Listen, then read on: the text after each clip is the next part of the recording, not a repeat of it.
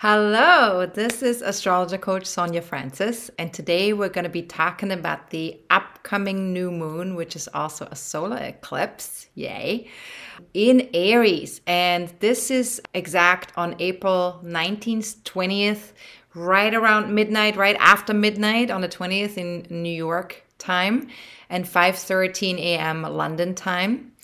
And this eclipse or this new moon becomes exact in a very exalted degree of Aries because it's at the very, very, very last tip of Aries, which is 29 degrees and 50 minutes. So it's literally only 10 minutes shy of being in 0 degrees of Taurus. So it's very, very, very close. And so this eclipse launches a new moon and a new eclipse cycle. Now, this is a hybrid solar eclipse, which is not observable from the US, but will be visible from Western Australia, East Timor, and Eastern Indonesia. And a hybrid solar eclipse shifts from total solar eclipse to annular solar eclipse as the moon's shadow races over the Earth. And according to space.com, these eclipses are really quite rare to have like a hybrid solar eclipse. Usually it's one or the other. And to have this hybrid eclipse is quite rare. Supposedly it only occurs just a few times every century. So we have some rare bird on our hands here.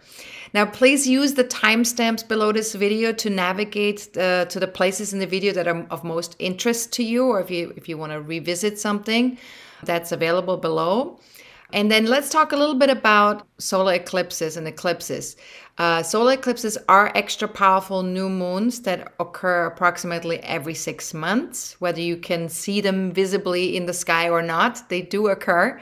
This is the first solar eclipse in 2023 and the first solar eclipse in Aries in this particular eclipse cycle that will be in effect until January 2025. So until then, we'll have these eclipses in Aries, Libra in that polarity. And then also, of course, eclipses usually come in pairs. There's a solar and a lunar eclipse usually that come together. And eclipse season starts with the lunation that precedes the first eclipse and ends with the lunation that follows the last eclipse. So that means that in this case, eclipse season began April 6th with the full moon in Libra, and it will end 14 days after the lunar eclipse in Scorpio that follows the solar eclipse, and that will be at the time of the new moon in Taurus. So in other words, eclipse season will last until May 19th. So from April 6th until May 19th, we are in eclipse season. Now, eclipses are a time for clarifying and affirming our highest path, and we are bound to experience a release and some kind of like recalibration of some sort because old codes get deleted and new ones get downloaded.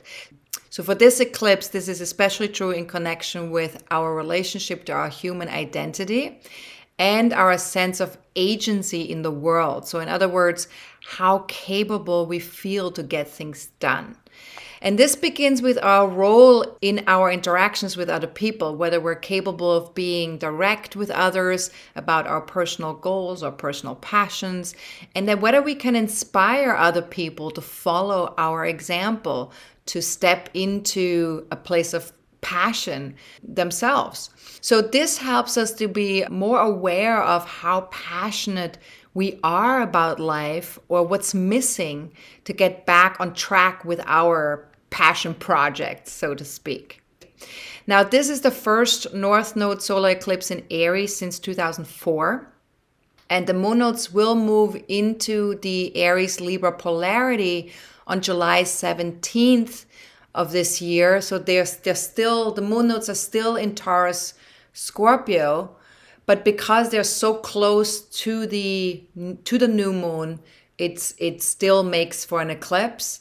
Because normally, you'll see the moon nodes in the same signs as the eclipses, and that will start to happen towards the end of the year.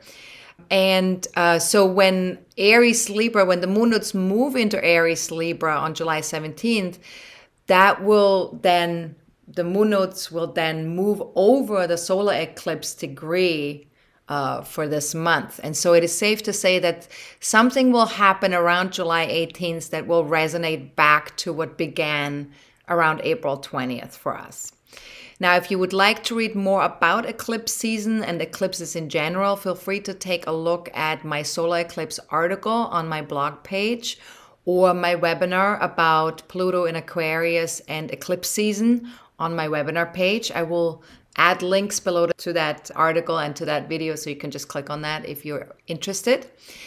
And then one thing you want to do is think back to spring of 2004 when we had a North Node eclipse in Aries the last time. And ask yourself, were there any major endings or beginnings at that time for me? And what was important to me back then? And if I were to take those priorities to the next level, where would that next level find me? Now, obviously, 2004 is a long time ago. So if you can't remember, what was going on back then, or you were just too young to know even consciously what was going on, don't worry about it. Just remember that, there is, if you do remember it, there is a resonance back to it. It won't be exactly the same. Now, if you're looking for more guidance in connection with these questions, you can also take a look at your natal chart, your birth chart, because the house placement of the eclipse will indicate which areas of life is readiest to embrace a healthy sense of self and rise to a new level of consciousness around independence and forging your own path. So just take a look at that. And if you don't know how to do that, check out my video on my website called How to Read Your Birth Chart. That's available for free on my homepage if you just scroll down to a window where it says free class. All right. Now, solar eclipses are also a good time to go within and seed anything we'd like to learn about for the next 6 months. And we'll dig into this in more detail towards the end of this video when we talk about setting solar eclipse intentions. But please remember that setting intentions for a solar eclipse is different from setting intentions for a regular new moon. So please stay tuned and pay attention to what the differences are. Now, since this eclipse is the second of 2 new moons in a row in the same signs within the last 4 weeks, this is called also a black moon when there's 2 new moons in the same sign within a month. But because this is happening, we're getting an extra dose of our inner warrior energy, right? Aries is connected to our inner warrior. And even though these 2 new moons are different in terms of their charts and energetically speaking, they're quite different. But what's the same is that the moon and the sun are both again in Aries, which connects to that inner warrior energy and very active masculine energy. Now, the very last degree of this new moon, and more specifically, the very last 10 minutes of this sign, is also quite potent. And that tells us that we are invited to deepen some of the things that got initiated at the time of the super new moon on March 21st. And we're really invited to deepen all of that over the next 6 months, because an eclipse cycle always lasts way longer than just a regular new moon. So here are some things to note in this new moon solar eclipse chart, something that we'll be covering in this video. We have 2 planets in an exalted state, Mercury in Taurus, which starts its retrograde phase the day after the eclipse becomes exact. So that's highly exalted. And then also Pluto in Aquarius, which is also exalted because it's preparing to come to a halt and going retrograde on May 1st. And Pluto, of course, is an outer planet which takes much longer to slow down and to come to a halt than Mercury does. So both of these planets are already stationing and exalted at the time of the solar eclipse. And then the other thing we'll cover is that there's one planet that's conjunct to the eclipse, which is Jupiter, also in Aries. Then another planet that squares the eclipse, which is the exalted Pluto in a very early degree of Aquarius. And both of those planets, Jupiter and Pluto, are outer planets. Or I should say Jupiter is a social planet, Pluto is an outer planet, but they're both not personal planets. And so they impact us more on a collective level. So we will see not just shifts within our own lives, but there will also be shifts happening out there in the world, collectively speaking. Now, Mars, which is the ruler of Aries, is currently in Cancer. So in that way, this eclipse differs very greatly from the last new moon where Mars was still in Gemini. And so we'll feel that shift. We'll feel that energetically speaking quite strongly. And Mars is squaring Chiron in Aries at the time of the eclipse and sextiles Mercury in Taurus. So we'll cover all of that in this video, but before we go into that in more details, we will first talk about the sign of Aries, which is very dominant with this solar eclipse. So Aries is very pioneering, it's very fast-paced, and it focuses more on our independence and our dynamicism. Now, we could say that we seek a healthier relationship with ourselves, one in which we're neither too caught up in our passions and enthusiasms for life, nor are we too divorced from such feelings and pursuits. So we really want it to be sort of authentic. So we don't want it to be narcissistic in a sense, but at the same time, we want it to be authentic and really in congruency with who we are. Now, a healthy sense of self and rising to a new level of consciousness around forging our path will also get a lot of focus. So we are definitely powerfully reminded here with this eclipse to take the time to show courage from our hearts, to be unafraid, to embrace who we are, and to inspire others by forging our own paths. So what you can ask yourself here is with this eclipse is, where am I being called to take a risk and try something new? And what feeds my passions? And what is the next step towards becoming an increasingly healthy, strong, and independent person? A person who is not afraid to pursue personal goals and desires. And a person who speaks up for what needs healing in our society around the traditional masculine or just the masculine energies. And, whether or not we have natal planets in Aries, we have Aries somewhere in our birth chart. And wherever we have it, that is representing where we seek to develop a courageous heart and discover what we're capable of when pursuing our passions. So this is really an excellent time to reevaluate our relationship with our own human identity and discovering who we truly are, what we're passionate about, and which path will take us forward. So check in with yourself. What came to mind when you heard me say all this? What kind of popped into your consciousness when you heard me say all that? And feel free to rewind back and listen to it again if nothing came up, right? Now let's talk about the exalted planets of this eclipse chart. Mercury comes to a halt starting its 3-week retrograde phase only a day after the new moon solar eclipse becomes exact on April 21st in the morning. And then Pluto will come to a halt on May 1st, like I already mentioned. And when a planet changes directions, the energy of that planet will be louder for some days before and after that shift, depending on how fast moving that planet is. Now, for example, with Mercury, this energy has been louder since April 15th and will continue to ask for our attention until April 28th. So that's the stretch in which the energy is being extra loud. Pluto started to slow down already April 9th. Because it's slower moving, and it will be exalted all the way until May 16th.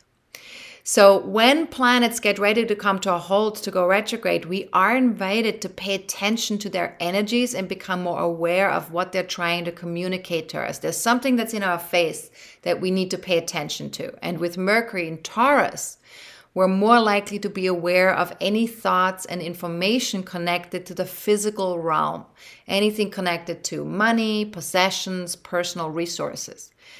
Maybe also connected to the planet. Something might come up, in the collective around our planet or the planet's resources.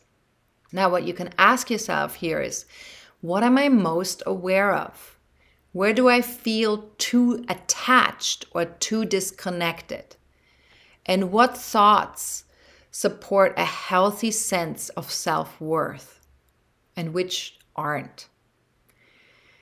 So we want to pay attention to our mind, to our thinking, inner dialogue, information that we receive from the outside world, all that good stuff.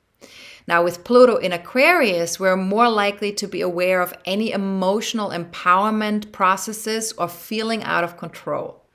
So we also are more aware of how and when we give our power away to other people or to the outside world. So ask yourself here with that, what habits, behaviors, or fears are holding me back from being fully empowered from within? And where am I holding on out of fear?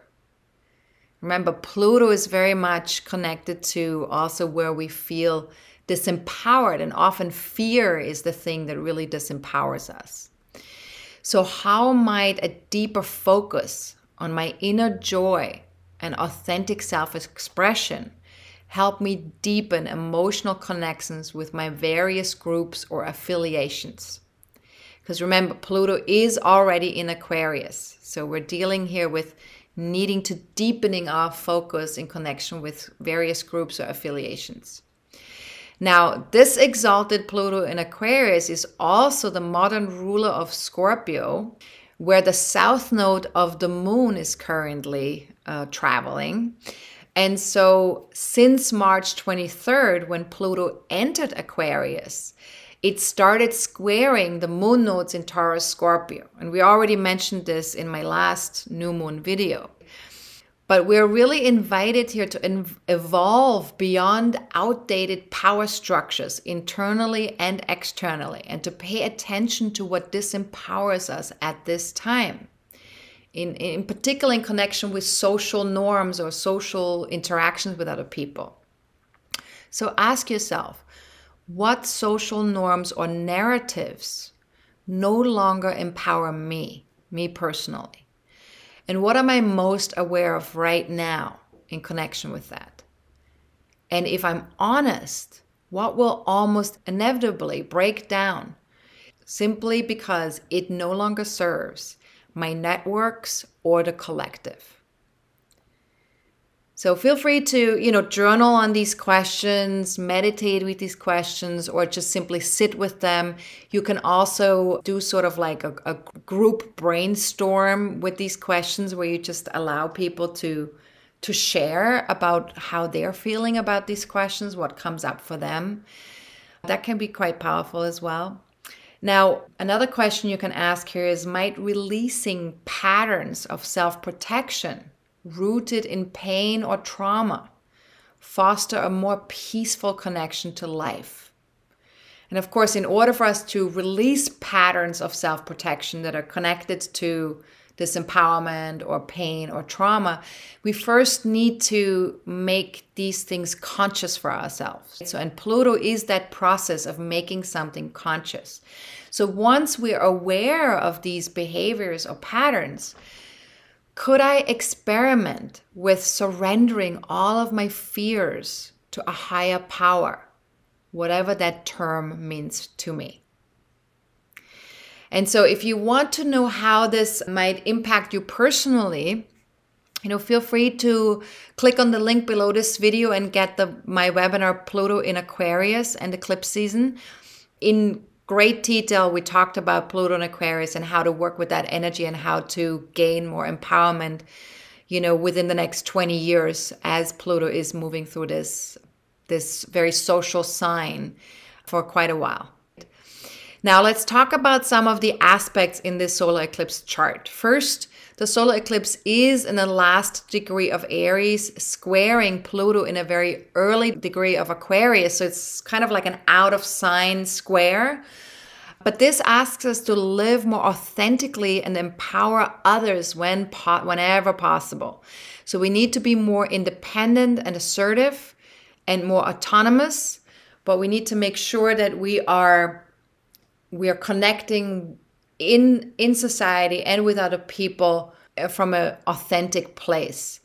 And so we're also invited to look at anything that disempowers us out there in the world as a chance to shift something and to make a difference and to create the change that we really want to be seeing in the world. Not from a place of fear, but from a place of courage and understanding that we can make these changes. So ask yourself, what do I see? What am I painfully aware of? What stems from the past and needs to be transformed for me to have more enthusiasm and the courage to go after what I truly feel passionate about? And what might transform out there in the world if I focused 5% more on what I actually have influence over? And we have to be very honest about what that is, right? Because what we have influence over is not always what we think we have influence over. So in my experience, the only thing I truly have influence over is my own responses to what happens out there in the world, how I respond to them, how I deal with them. I have influence over what I choose, the choices that I make, and how I meet something. So as best as you can, open yourself up to the power of love within yourself. Because if you do that, the choices that you make are going to be much more powerful. How you meet something out there in the world is going to be much more loving and much more powerful. And also how you respond to the outside world will be very different. So open yourself up to the power of love within. And these next 6 months put us really face to face with precisely what's been holding us back from leading a fuller, more meaningful life. So just remember, that is a good thing. You know, we want to be releasing all fears, and we want to really be truly trusting in life, because this eclipse unfolding over the next 6 months, it will really help us to face what we need to shift in order to live a more fulfilling, fuller life. So remember, that's a good thing. Now, the solar eclipse also conjuncts Jupiter in Aries, and this gives us extra energy and courage to see things from a different perspective, maybe even add a dash of humor to things, and to be less afraid of making mistakes. Because in Aries, we're just sort of like, we're just stepping into it. We're just moving forward. We're forging into whatever we're trying to do. And so we're a little bit less cautious. And we just forge ahead with whatever feels most inspiring and brings us the most self-growth. Because remember, Jupiter is always connected also to self-growth. How can we grow? How can we expand things mentally, emotionally, spiritually? So ask yourself, where am I waiting to make a giant leap forward in my life? And what perspective shifts would be most beneficial to me at this time? And what if life were happening for me instead of to me? Could I just decide to believe that? And could I just decide that it was that way? You know, because what happens when we make that shift, right? Think about that. Think about what happens when you make the shift in your thinking from life happens for me instead of to me. Whew, what a shift. So just experiment with that. See how that feels, you know, over the next, I would say over the next 6 months, but, you know, that's a long time, obviously. So just see how that feels, even just for the next couple of days, you know, or after the eclipse becomes exact, you know, for the next 2 weeks, you know, see what that feels like. Life is happening for me instead of to me. And then, of course, apropos Jupiter, this giant will move into a new sign on May 16th. And we will address this new one-year transit in great detail in our next forecasting forum on May 5th at 5 p.m. New York time. And this forecasting forum will take place on the day of the lunar eclipse in Scorpio. So this should be quite an interesting, powerful webinar. So feel free to join us live or watch the MP4 video presentation if you can't make it for that time and day. And then just watch it whenever it's convenient for you. There will be an early bird special that is available until May 3rd. And either way, whatever works best for you, register for this webinar now. The link will be below this video. Or go to my website, to the homepage, and scroll down to where you see the monthly forecasting forum countdown. There will be a button to register there too. All right, now let's talk about Mars. Mars rules Aries. So of course, that's the most important planet in this eclipse chart. And Mars is currently in Cancer, squaring Chiron in Aries and sextiling Mercury in Taurus at the time of the eclipse. So let's unwrap all of that. Mars squaring Chiron in Aries at the time of the eclipse. This aspect invites us to stretch and grow beyond what we thought was possible in the past concerning our own masculine energies and the healing of that energy. Now, it really requires a creative approach and an ability to see our insecurities around anger or self-assertion as part of just being human. Not to think it as good or bad or right or wrong, but just I'm a human being. So yes, there's going to be some stuff around anger. There's going to be insecurities possibly. There's going to be some stuff around self-assertion, how comfortable I feel with that or not. You know, as a human being, we deal with things like that. Now, we may also experience triggers that are connected to past woundings from our own childhood because of that square between Mars and Chiron. And this is an opportunity for us to grow and to allow ourselves to notice rather than judge, notice our reactions to things. You know, so when this comes up, you know, ask yourself, how old am I when I'm reacting to these triggers? And what if there was no shame in my feeling angry about stuff, no matter how strong those feelings? And what if I saw the part of me that got triggered as valid and deserving of my love and my understanding? Because remember, you know, triggers are always connected to our childhood, which means that triggers are connected to a much younger version of ourselves. And so we have to, does that younger version deserve to be loved, deserve to be understood? That's really what we're questioning here, right? So what if I saw the part of me that got triggered as valid and deserving of my love and my understanding? And then the last question you can ask here is, how might a compassionate approach support me next time around? Now, Mars is also sextiling Mercury in Taurus at the time of the eclipse. So that aspect provides an opportunity for us to connect thought, Mercury, right? Thought to action, Mars.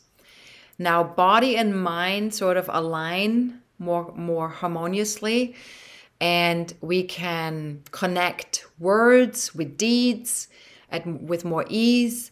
And, you know, so this is really an opportunity to take advantage of that combination and that connection. But we do have to remember that it is an opportunity. So that means we have to make it happen. It won't happen by itself, right? So opportunities always need to be grabbed and need to be, you know, we need to do something with them rather than just sit there and look at them, right? Now ask yourself, what actions are calling to me? How are those actions connected to my personal talents or financial resources or material possessions?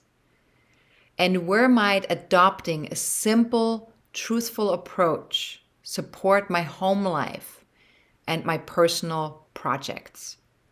So as best as you can, also with this combination, Mars in Cancer, Mercury in Taurus, stay connected to nature, focus on things that support your well-being, and ask yourself, what might I discover about myself and my desires if I truly listened to my physical body and emotional needs. And then the last thing I'm going to mention here with this eclipse chart is that the moon in Aries makes a mutual reception to Mars in Cancer.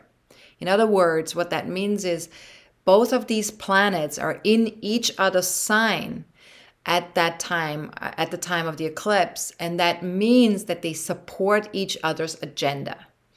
And so this allows us to connect a sense of agency with familiarity, courage, with a feeling of safety. So we seek out emotional satisfaction with that combination, right? That's really important.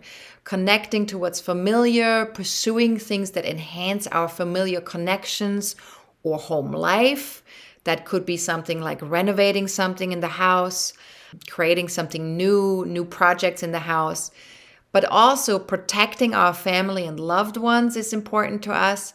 And we really want to feel safe. Safe, but we're not scared, right? So we're creating safety, but we're not afraid. Now, family, familiarity, emotional safety, and security seems to come from taking actions that support us in having them, right? So we're more able to take those actions. We're less afraid. We're not frozen, right, with fear. We're not stuck. So ask yourself, what actions could I take over the next 6 months to support this agenda? Now, to sum it all up for this eclipse, being open to trusting the process and keeping our hearts courageously open is key. This eclipse in Aries invites us to be brave and alive to the possibilities that life offers us. It asks us to get out of our comfort zone just a little bit, or maybe a lot, and pursue things that are emotionally satisfying to us. And while flexibility and open-mindedness are always helpful, of course, they're especially important now. So notice when you're digging your heels in about something, when you're being scared or when you're being anxious. Because usually when we dig our heels in, there is some underlying anxiety about something else that's going on. So we kind of want to look at that and look at what's underneath. Take a deep breath and get centered in your body. Close your eyes and focus on your third eye if you're feeling that anxiety, right? So whenever there is something where we're getting rigid in some way or we're taking something personally, there is some form of anxiety underneath of that. And so what we can do is when we have that form of anxiety is to just keep taking these deep breaths, because your body needs oxygen and oxygen will tell your body to relax. So it's a win-win. Breathing in, breathing out. Now, embracing our humanity and practicing self-compassion, especially around our inner processes and limitations, provides an opportunity for greater healing. So really take advantage of that opportunity. Again, flexibility and open-mindedness will definitely help us over the next 5 weeks until May 19th, when eclipse season will end. And because eclipses are so powerful, they require a bigger orb than a regular full moon or new moon. And personally, I use a 5-degree orb instead of a 2-degree orb. Other astrologers might not agree with this, but that's what works for me personally. And so since this solar eclipse takes place in 29 degrees and 50 minutes of Aries, we want to take a look at if you have an ascendant, career point, or any personal planets in 24 to 29 degrees of Aries, Libra, Cancer, Capricorn, or 0 to 5 degrees of Taurus, Scorpio, Leo, or Aquarius, then this solar eclipse will be definitely more impactful for you. You will feel it more strongly. But even if you have an ascendant or sun sign in Leo or Cancer, because the sun rules Leo and the moon rules Cancer, right? So if you have that going on in your chart as well, You will feel the eclipses more strongly. So take a look at that. Again, you can watch that video, how to read your birth chart, if you don't know how to take a look at that. Now, let's talk about setting intentions for this eclipse cycle. Now, they're a little bit different from the regular new moon process because we're setting intentions for a whole 6-month eclipse cycle rather than just for 28 days. And so solar eclipse intentions are best done 48 hours after an eclipse becomes exact. And this is really important because 48 hours before and after an eclipse is when we're really in the thick of downloading these new templates. And that is a time where the energies are just so intense that we really don't want to be setting any intentions during that time. We want to wait until the energies settle a little bit.